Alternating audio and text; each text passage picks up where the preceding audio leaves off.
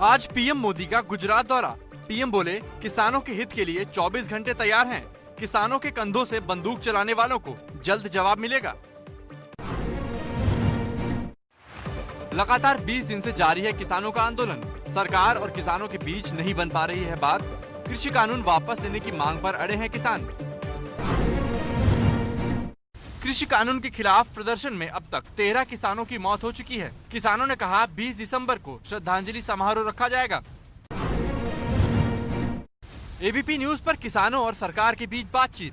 कृषि मंत्री नरेंद्र सिंह तोमर बोले, वार्ता की तारीख पर चर्चा हो रही है। किसानों ने कहा, अगर सरकार बुलाएगी तो बातचीत के लिए जाएंगे।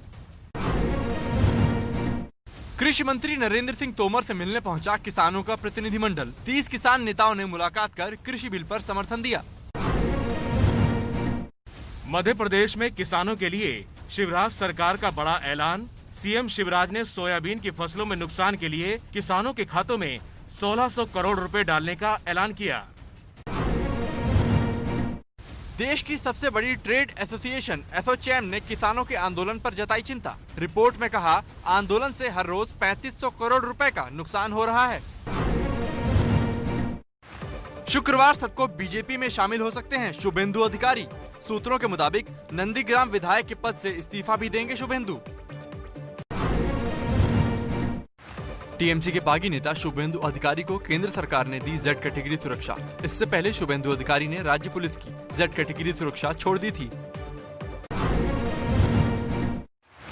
बंगाल में सियासी बवाल पर बीजेपी ने चुनाव आयोग से शिकायत की। बीजेपी ने कहा, टीएमसी के दबाव में है बंगाल पुलिस। जल्द आचार संहिता लागू कर पैरामिलिट्री फोर्स तैनात की जाए।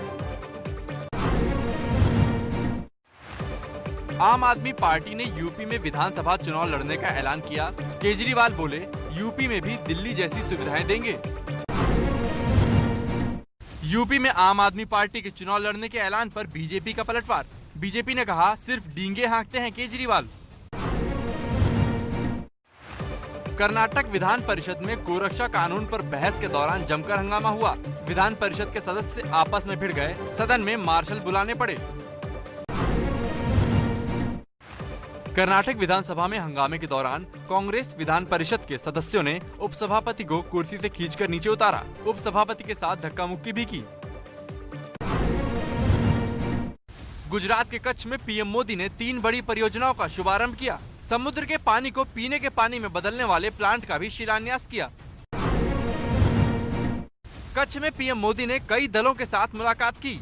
महिलाओं समेत कई प्रतिनिधिमंडलों ने पीएम मोदी से बातचीत की। इस साल नहीं होगा संसद का शीतकालीन सत्र। केंद्र सरकार ने कहा, कोरोना की वजह से टाला गया है सत्र। जनवरी के आखिरी हफ्ते में बजट पेश होगा। संसद सत्र नहीं होने पर कांग्रेस का सरकार पर हमला। अधीर रंजन बोले, सदन चलते ही किसानों के मुद्दे सामने आ जाएंगे, इसलिए सरकार सत्र नहीं बुला रही है। तमिलनाडु में कमल हसन का रोड शो। विरुधुनगर में कमल हसन के रोड शो में उमड़ा जनसैलाब।